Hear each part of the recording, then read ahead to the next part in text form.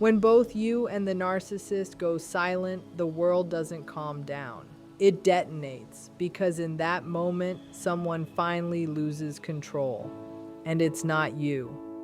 Most people think mutual silence means the story is over, but the truth is far more unsettling. This is when the narcissist begins their real psychological spiral, and when your healing truly starts. Stay with me, because what happens next is the part no one prepares you for. If this is already hitting uncomfortably close to home, stay with this. You need to understand the psychological terrain you're stepping onto, because knowing this is how you break the pattern permanently. Let's go deeper. When both you and the narcissist stop contacting each other, the very first thing that happens on their side is what I call the recalibration phase. It's subtle, it's psychological, and it's something most people don't recognize because it happens in silence, behind the scenes, long before the narcissist ever makes a move. When you go quiet, you register it as an emotional shift, a boundary, a step toward healing. But the narcissist doesn't interpret your silence that way. They take it as data. Your lack of response becomes something they must decode, not something they respect. They begin to evaluate how they lost their grip, not how they hurt you. Narcissists do not self-reflect in the way healthy people do. Instead, they assess. Did you get distracted? Are you punishing them? Did someone else come into the picture? Are you testing them? They look for the angle, the motive, the potential threat. Your silence becomes a puzzle they need to solve because uncertainty destabilizes them. During this recalibration, they may not reach out at all. In fact, their quiet is not indifference, it's strategy. They might watch your online activity, check your social circles, or observe who's engaging with you. They're gathering information, waiting for your next emotional move.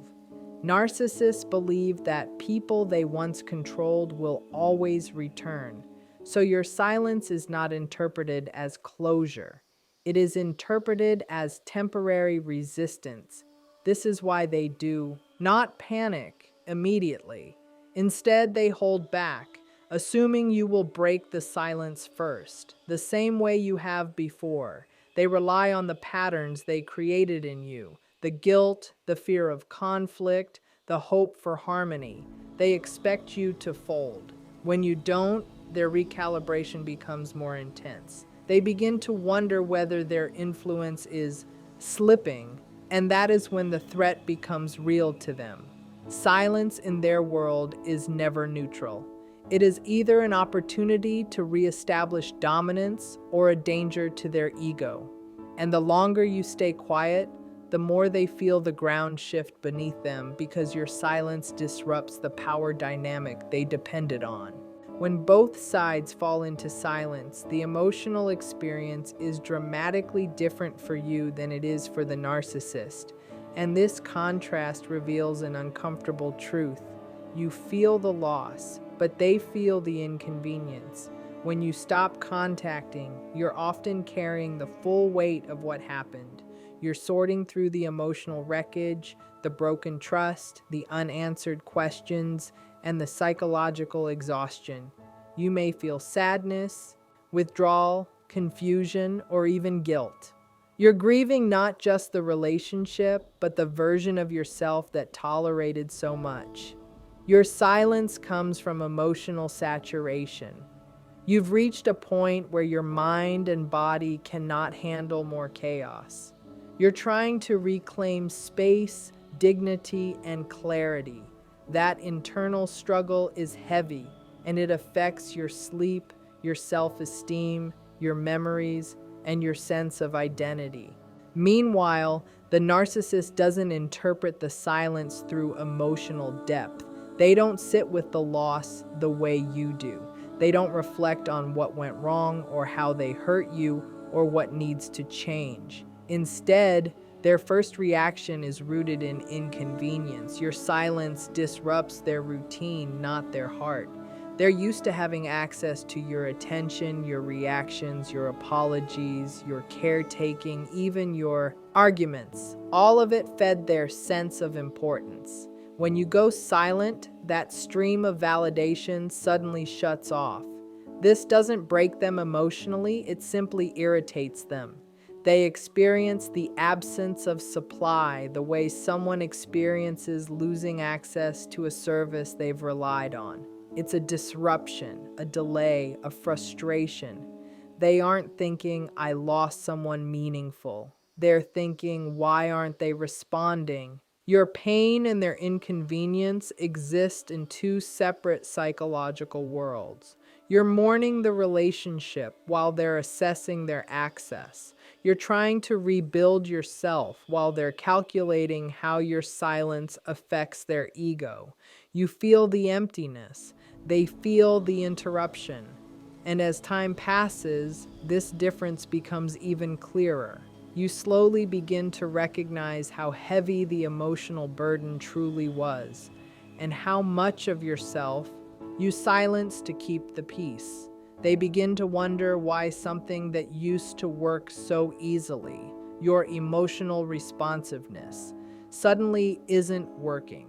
The imbalance becomes visible. Your silence forces you deeper into introspection and healing, while it forces them into annoyance and entitlement. The emotional weight you carry is profound, while the discomfort they feel is tied not to losing you, but to losing the convenience of your compliance. When both sides go silent, the narcissist does not experience that quiet as a pause or a mutual step back. They experience it as a direct challenge to their ego, because silence from someone they once controlled feels like rebellion. The narcissist sees relationships through a lens of dominance, not reciprocity. So when you no longer respond, no longer reach out, and no longer supply them with attention, it disrupts the psychological hierarchy they believe they established. They interpret your silence as an act of defiance, even if your intention was simply to protect your peace or regain emotional clarity. In their mind, silence is never neutral. It's an affront, it's resistance, it's proof that their influence may be slipping. This is why silence affects them more deeply than any argument. Arguments give them relevance. Reactivity gives them power. Even anger reinforces their belief that they still matter in your emotional world. But silence removes them from the center of the stage, and that removal threatens the fragile narrative they rely on. Your silence forces them to confront the possibility that they are not as indispensable, desirable, or dominant as they thought.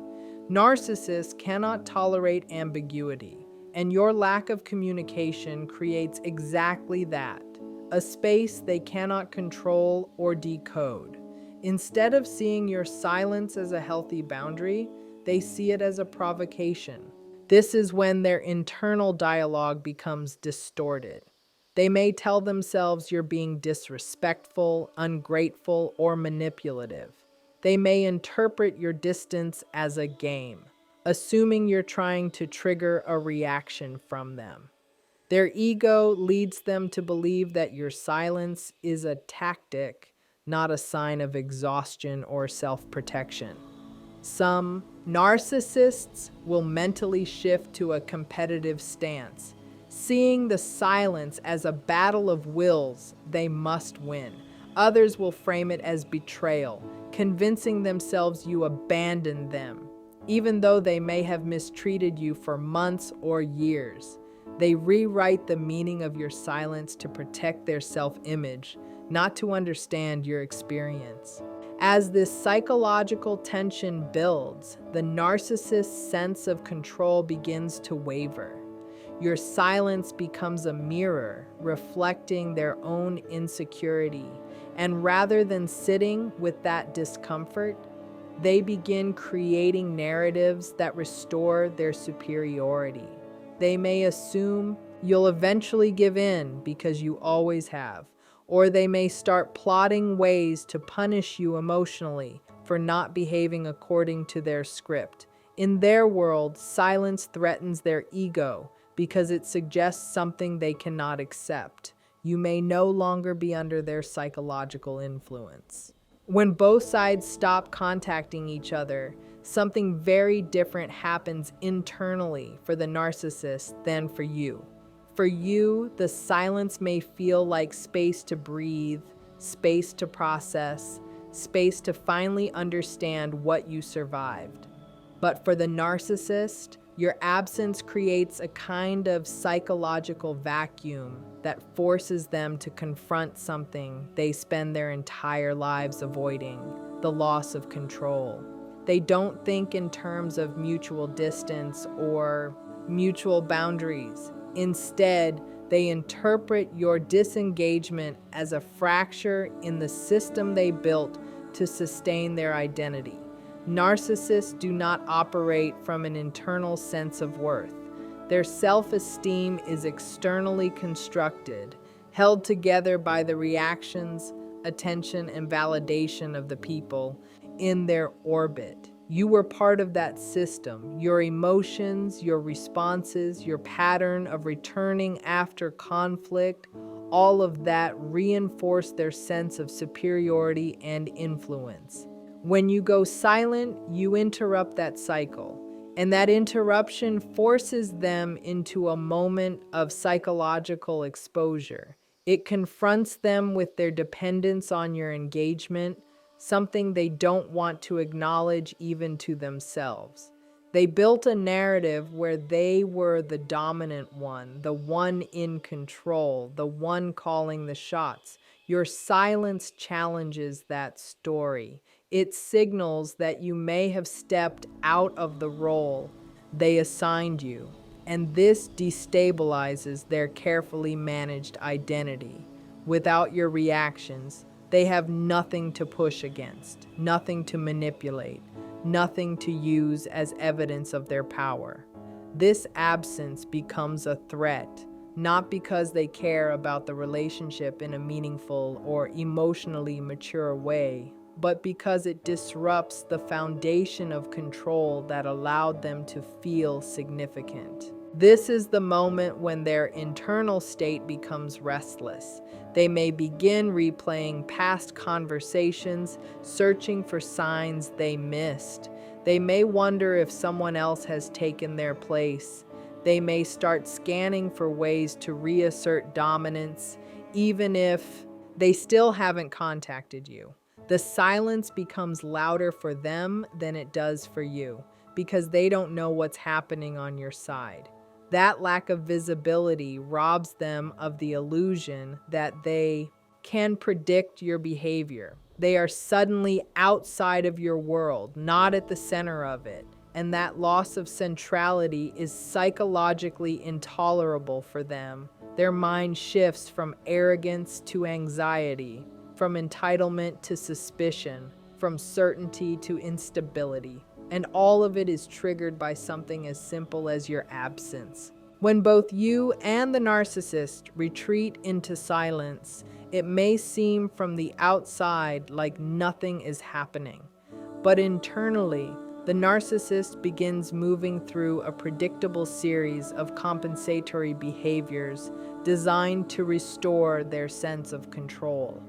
One of the most common reactions is their attempt to fill the void your absence created through hoovering, baiting, or triangulation. These tactics aren't random. They're psychological tools the narcissist uses when they feel their influence slipping. Hoovering happens when they realize your silence isn't temporary. At first, they assume you'll return because that's what they've conditioned you to do. When you don't, the panic starts. Hoovering is their attempt to pull you back into the cycle, not because they value you emotionally, but because losing you threatens their ego's stability. They may send a soft message, a nostalgic memory, or a crisis-centered plea. They may appear remorseful, reflective, or unusually attentive. They adjust their tone to whatever they think will work because the goal isn't reconnection, it's reinstating control. If hoovering fails or feels too vulnerable for them, they shift to baiting. Baiting is designed to provoke an emotional reaction from you, whether positive or negative. Narcissists don't care which direction your emotions go, they care about being the cause.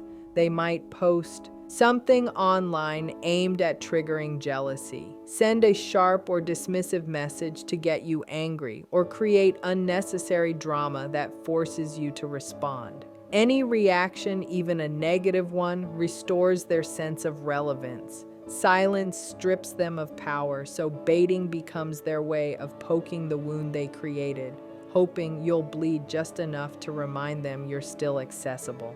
When those strategies don't work, they escalate to triangulation. This is where they bring in someone else, an ex, a new partner, a friend, a family member, not for genuine connection, but to craft a narrative that puts them back in control. They might flaunt a new relationship, hint that someone else appreciates them more, or exaggerate your silence to appear like the victim.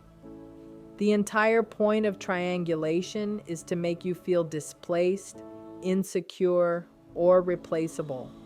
It's meant to lure you back into defending your worth or reestablishing your position in their life. These behaviors aren't proofs of love, they're proofs of dependence.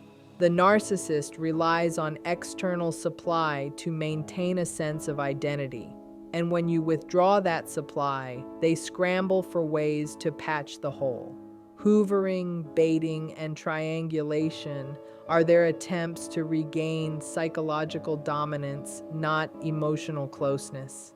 They're reactions born from fear, entitlement, and ego disruption, all triggered by your silence. When the silence stretches on both sides, something profound begins to unfold that most people don't expect. While you may interpret the quiet as a step toward peace or closure, the narcissist experiences it as a growing sense of unease. Your silence is not interpreted as calm, it's interpreted as a loss of control. And because their identity is so heavily dependent on the reactions of others, especially people they once pulled into their orbit, the absence of your response triggers a kind of internal alarm. What becomes important here is understanding that your quiet is not their peace, it's their panic. Narcissists rely on emotional stimulation from others to maintain the fragile structure of their self-esteem.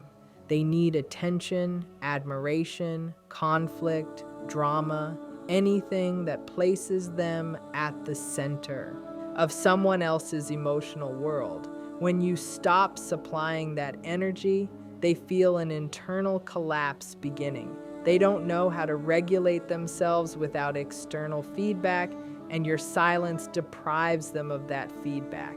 This creates a psychological chain reaction. At first, they may try to dismiss your silence, pretending it doesn't matter. They may act unbothered, detached, or even relieved, but this is a defensive facade. As time passes, the quiet becomes harder for them to ignore. Without your attention anchoring their inflated self-image, they start to feel insignificant, overlooked, and irrelevant. These feelings are intolerable for them because they strike at the core of their biggest fear, being ordinary, invisible, or unimportant. While you may be using the silence to gather strength or rebuild your sense of self, they experience the same silence as an emotional void that threatens their entire identity. Your nervous system begins to calm without the constant tension or unpredictability they brought into your life. The fog lifts. You start to recognize your worth and reclaim parts of yourself that were suppressed. You find clarity in the quiet while they find chaos. This Contrast becomes even more stark the longer the silence continues. They might begin ruminating, replaying interactions, imagining scenarios, or inventing reasons why you're no longer engaging. The uncertainty gnaws at them. They don't miss the relationship. They miss the reflection of themselves they used to see in your reactions. And so, while your silence is healing, theirs is destabilizing. You find pieces of yourself returning. They feel pieces of their constructed identity slipping. What feels peaceful and necessary for you becomes agitating and threatening for them. This difference in experience is what ultimately exposes the imbalance that existed all along, showing you that the quiet sets you free while it slowly unravels them internally. When the silence settles on both sides, something begins to shift inside you in a way that often feels slow, confusing, and strangely relieving all at once. Your nervous system, which has been living in a state of constant alert throughout the relationship, finally gets a chance to stop bracing for the next emotional blow. Narcissistic relationships create a chronic state of hypervigilance. You learn to anticipate their moods, their reactions, their unpredictable emotional climate. Your body becomes conditioned to expect tension even in moments of calm.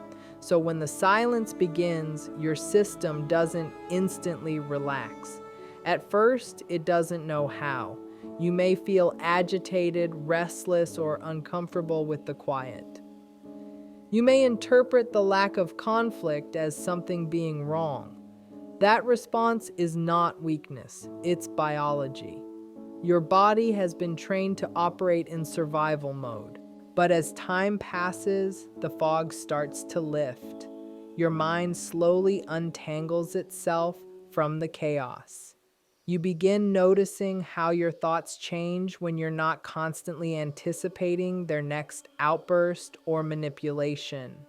Your sleep improves. You start feeling moments of stillness that you haven't felt in years. This is your nervous system recalibrating. It's recognizing that the danger has subsided. This is the beginning of real healing, the kind that doesn't require permission, apology, or closure from them. This is the moment when you start reclaiming emotional bandwidth that was once entirely consumed by their needs, demands, and crises. You rediscover your capacity to think clearly, to feel your own emotions without someone else manipulating or invalidating them, and to make decisions based on your own values instead of walking on eggshells.